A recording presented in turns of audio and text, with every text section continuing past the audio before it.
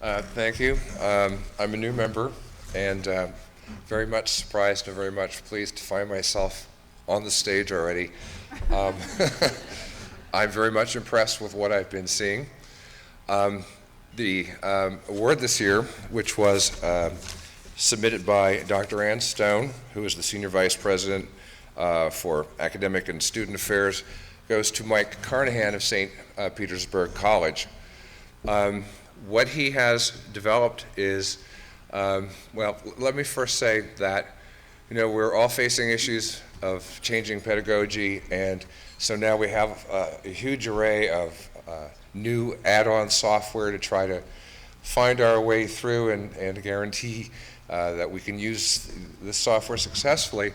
And very often we forget that, well, sometimes things that happen in the LMS, or it could happen in the LMS, also need attention. What Mike noticed is that some time ago is that YouTube stopped streaming videos in a certain way, and that eliminated the possibility to use software such as Overstream to add captions. So what he did is, instead of finding a new application for new software, he actually created the software. So it goes a little bit further than just a new delivery system. He restored the ability in software he's written to add the subtitles to videos. What they found at St. Petersburg is that these subtitles are extremely valuable. First of all, of course, you have disabled students who will need to have described what's going on, and that makes the software also ADA compliant, which is an issue that we all face, of course, and will face probably going forward to an increased degree. They've also found at St. Petersburg College that to have these subtitles dramatically increases retention for students who aren't disabled. The question that came up as we evaluated as a panel the software is would there be copyright issues, and there are, in fact, are not, because we're not changing the video. So, without further ado,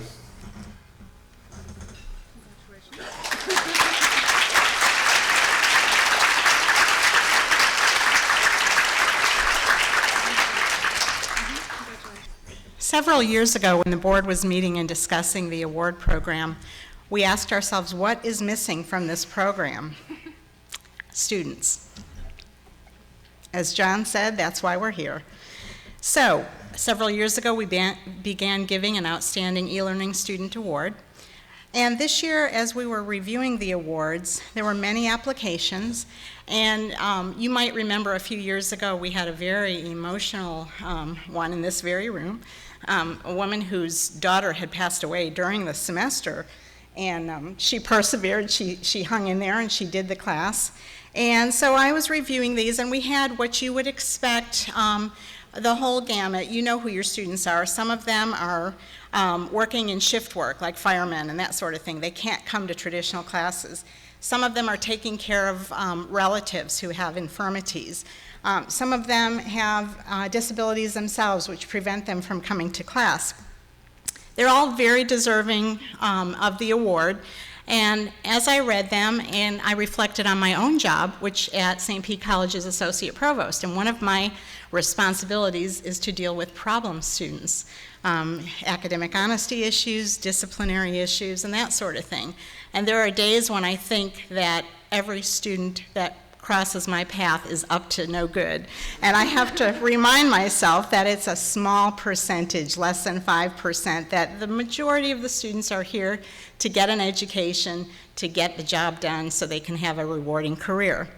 So when I came across this application, it was a breath of fresh air.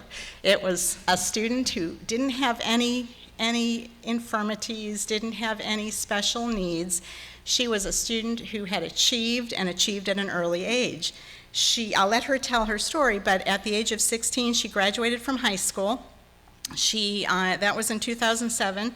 She immediately enrolled at St. Petersburg College as an online student, has taken classes every semester since 2007, 2 or 3 at a time, has a good GPA, passed them all with good grades, and done them all at a distance. And the reason she is doing that is because she was accepted with the Miami City Ballet. She said this was a lifelong, well, as long as her life is, dream of hers, and she was fulfilling her dream. At the early age of 20, she is already a ballerina, and she has a career. Now, knowing how athletes and their careers can go, she understands the need for a higher education degree. So even though she's got the career, she's living her dream, she is also getting her education. And it's for that reason that we selected Nicole Stalker as our student.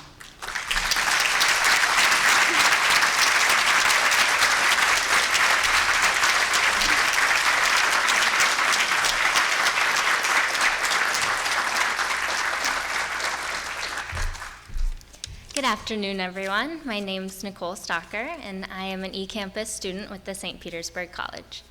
I started ballet classes when I was 3 years old. I was the little girl running around the house, dancing every second I could get. So my parents figured that they might as well put me in classes and see if anything came from it.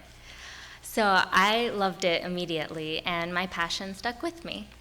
When I was about 9 years old, my desires grew, and I thought that I wanted to make a career out of this. So besides being a regular fourth grader, I also took ballet classes and had countless hours of rehearsal 7 days a week. When I was 14, I realized that in order to achieve my dream, I would have to train for more hours a day than I was already being able to have.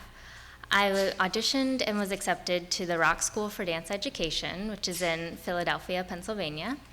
So at 15, I left my home and my friends here in St. Petersburg and moved to Philadelphia.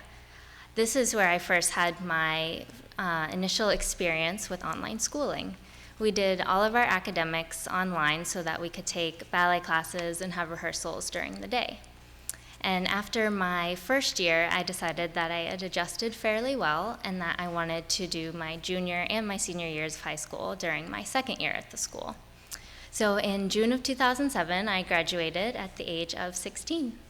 From here, I moved back to Florida and trained at the school with Miami City Ballet because this had been my favorite company since I was so little. I grew up watching them at the Ruth Eckerd Hall concert hall here in Clearwater. Around December of my student year at Miami City Ballet, the director of the company noticed me and asked me to start performing with the professional company. And in May, I was hired as an apprentice. This is now my third season dancing professionally with Miami City Ballet. Before I moved, I decided that I also really wanted to continue my education after high school. So I took the placement test at St. Petersburg College and enrolled in online classes immediately so that I could continue my education. So 4 years later, I've taken classes every semester and have really been loving being able to continue my education as well as having my career. I'd like to thank the members of the ITC Council for choosing to recognize my dedication to my career and my dedication to my education. And I, of course, would also like to thank my parents who are here with me today and who have always been there for me every step of the way and have been there for every success so far throughout my career and come once a month to see me perform down in Miami and for letting their little girl chase their dreams all the way to Philadelphia. Thank you.